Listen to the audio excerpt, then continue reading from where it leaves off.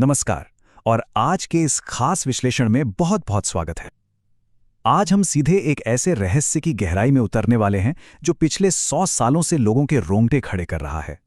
जरा जापान के एक पुराने मंदिर के भीतर बने एक बेहद शांत और अंधेरे कमरे की कल्पना कीजिए।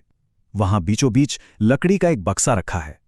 उस बक्से के अंदर कहने को तो एक निर्जीव वस्तु मौजूद है, लेकिन उसके इर्द गिर्द बुनी गई कहानी इतनी गहरी और भयानक है कि उसने दशकों तक एक पूरे परिवार को खौफ के साए में रखा।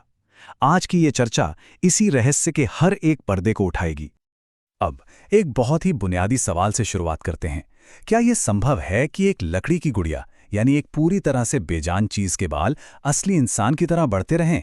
और तो और, अगर उन्हें काट दिया जाए तो वे फिर से बढ़ जाते हैं। बिल्कुल, यही वो खौफनाक सवाल है जिसने इस गुड़िया को आज भी उस जापानी मंदिर के अंधेरे कमरे में कैद रखा हुआ है।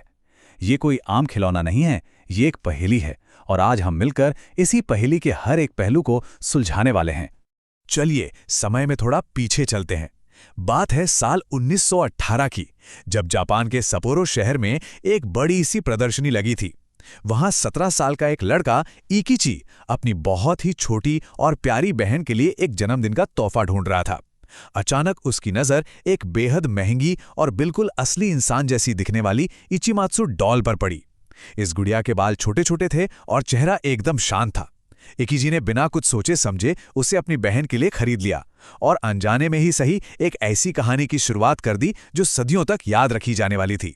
यहाँ सबसे दिलचस्प बात थी वो गहरा भावनात्मक जुड़ाव जो उस बच्ची का अपनी इस नई गुड़िया के साथ बन गया था। उस छोटी सी बच्ची का नाम ओकीकू था, और उसने इस गुड़िया को भी अपना ही नाम दे दिया। सोचिए, वो गुड़िया उसके लिए सिर्फ एक खिलौना नहीं थी, वो तो उसकी पूरी दुनिया बन गई थी। वो बच्ची गुड़िया के बाल बनाती, उसे नहलाती, खाना खिलाती, उसके साथ सोती और ढेर सारी बातें करती। वो जहां भी जाती उस गुड़िया को हमेशा अपने साथ ही रखती। ये एक ऐसा अटूट बंधन था जिसे देखकर किसी को भी बहुत खुशी महसूस होती। लेकिन 1919 में एक बेहद भयानक वास्तविकता सामने आई। उस समय पूरी दुनिया और खासकर जापान स्पेनिश फ्लू नाम की एक जानलेवा महामारी की चपेट में था। ओकीकू अचानक गंभीर रूप से बीमार पड़ गई। उसे बहुत तेज बुखार हुआ और सांस लेने में भयानक तकलीफ होने लगी। दर्द और चीखों के उस दिल दहला देने वाले दौर में भी उस बच्ची ने एक चीज को खुद से अलग नहीं होने दिया, और वो थी उसकी प्यारी गुड़िया। उसी गुड़िया को अपने सीने से लगाए हुए उस मासूम बच्ची ने हमेशा के लिए अपनी आंखें मूंद ली। और बस यहीं से ये कहानी एक खौफनाक किंवदंती में बदल जाती है। दुख में गहरे डूबे हुए परिवार ने तय किया कि वे गुड़िया को भी बच्ची के साथ दफनाएंगे, लेकिन किसी वजह से वो ऐसा नहीं कर पाए। इसके बजाय उन्होंने उस गुड़िया को घर की कामिदाना, यानी प्रार्थना करने वाली छोटी लकड़ी की वेदी पर रख दिया। उन्होंने वहां प्रार्थना की, लेकिन उन्हें इस बात का जरा भी अंदाजा नहीं था कि उन्होंने अनजाने में ही एक ऐसे खौफनाक दौर की नींव रख दी है जिसकी कभी कल्पना भी नहीं की जा सकती। धीरे धीरे घर में खौफ का साया बढ़ने लगा। ये सब तब शुरू हुआ जब इकिची ने एक दिन नोटिस किया कि गुड़िया के बाल, जो पहले बहुत छोटे थे, अब जबड़े के नीचे तक रहस्यमय तरीके से बढ़ चुके हैं। जब परिवार ने हिम्मत जुटाकर उन बालों को काटा तो मानो चीजें और भी ज्यादा बिगड़ गईं। रात के अंधेरे में परिवार को डरावने सपने आने लगे, जिनमें एक बच्ची की चीखें सुनाई देती थीं। घर की छतों से रोने की आवाजें आना, दरवाजों पर रहस्यमय दस्तक होना, और सबसे खौफनाक बात, गुड़िया का खुद ब खुद अपनी जगह बदल लेना। शायद सबसे ज्यादा रोंगटे खड़े कर देने वाली घटना तो एक रात घटी जब बच्ची के पिता की अचानक नींद खुली। उन्होंने अपनी आंखों के सामने जो देखा वो किसी की भी रूह कपा देने के लिए काफी था। वो गुड़िया, जिसे वे लोग हमेशा दूसरे कमरे में रखकर आते थे, अब बिल्कुल उनके बेडरूम में उनके सामने रखी थी और अपनी कांच जैसी आंखों से सीधे उन्हें घूर रही थी। इस एक घटना ने पूरे परिवार को अंदर तक हिलाकर रख दिया था। हैरानी की बात देखिए, ये सब कोई 1 या 2 दिन की घटना नहीं थी। पूरे 20 सालों तक इस परिवार ने डर के साए में अपना जीवन बिताया, क्योंकि उनका दृढ़ विश्वास था कि उनकी प्यारी बच्ची की आत्मा उस गुड़िया के भीतर ही मौजूद है। इसलिए उन्होंने उसे कभी जलाने या नष्ट करने के बारे में सोचा तक नहीं। इसके बजाय वे पुजारियों को बुलाते रहे और पवित्र जल का छिड़काव करवाते रहे, लेकिन वो रहस्यमयी घटनाएं कभी रुकने का नाम नहीं ले रही थीं। फिर साल 1938 में कहानी एक बड़ा मोड़ लेती है। काम के सिलसिले में परिवार को अपना शहर छोड़ना पड़ा, लेकिन इस बार उन्होंने एक बहुत ही अहम फैसला लिया। उन्होंने उस गुड़िया को अपने साथ ले जाने के बजाय उसे इवामी जावा के मानेंजी मंदिर के पुजारियों को सौंपने का मन बनाया। उन्होंने पुजारियों को उन सभी रहस्यमयी घटनाओं और गुड़िया के बढ़ते बालों के बारे में सख्त चेतावनी भी दी, जिसे पुजारियों ने बड़ी ही शांति से स्वीकार कर लिया। लेकिन मंदिर में भी कुछ हैरान कर देने वाला हुआ। वहां भी गुड़िया के बाल लगातार बढ़ते रहे, पर पुजारियों ने शुरुआत में उन्हें काटा नहीं। फिर एक दिन मुख्य पुजारी के सपने में एक छोटी बच्ची आई और उसने कहा, मेरे बाल बहुत लंबे हो गए हैं, कृपया इन्हें काट दें। इसके बाद से ही उस मंदिर में एक अनोखी रस्म की शुरुआत हुई। हर साल उस गुड़िया के बढ़े हुए बालों को पूरे सम्मान के साथ काटा जाने लगा। और सबसे दिलचस्प बात यह है कि मंदिर में आने के बाद से उस गुड़िया ने फिर कभी किसी को नहीं डराया। तो अब सवाल ये उठता है कि क्या ये सच में कोई अलौकिक घटना है, या फिर इस लकड़ी की बनावट के भीतर कोई पक्का वैज्ञानिक सच छिपा है? आइए अब इस कहानी को एक बिल्कुल नए और तार्किक चश्मे से देखते हैं। आखिर क्या वो 20 सालों का खौफ, वो बढ़ते बाल, वो घूरती आंखें सच में किसी आत्मा का काम था, या फिर इस 100 साल पुरानी लकड़ी के भीतर कोई ऐसा विज्ञान काम कर रहा है जिसे समझना अभी बाकी है? चलिए इस रहस्य की वैज्ञानिक परतों को एक-एक करके खोलते हैं। विज्ञान के नजरिए से बात करें तो आइए सबसे पहले 1918 के निर्माण के तरीकों को समझते हैं।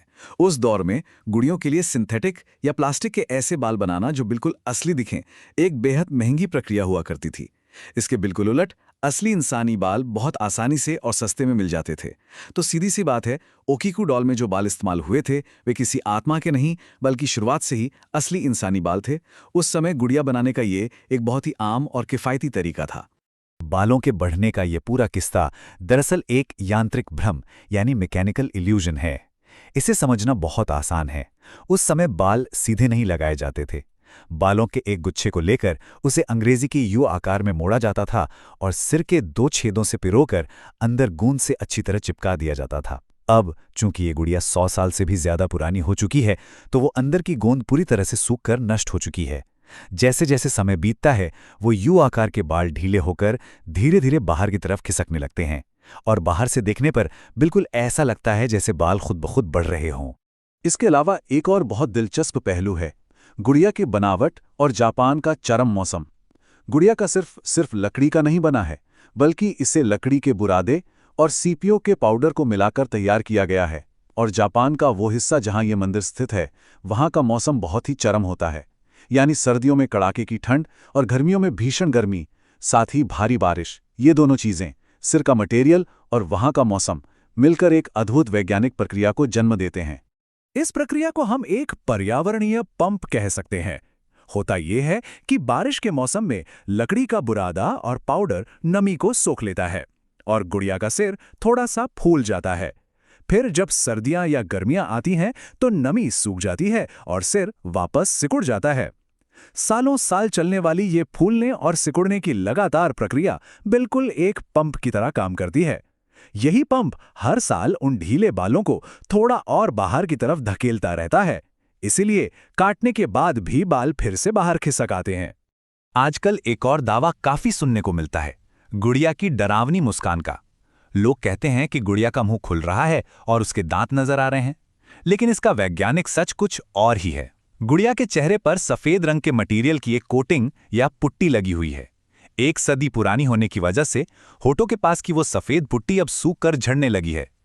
जब वो सफेद परत टूटती है तो अंदर का काला हिस्सा बाहर दिखने लगता है। दूर से देखने पर यह बिल्कुल ऐसा लगता है जैसे मुंह खुला हुआ है और दांत नजर आ रहे हैं।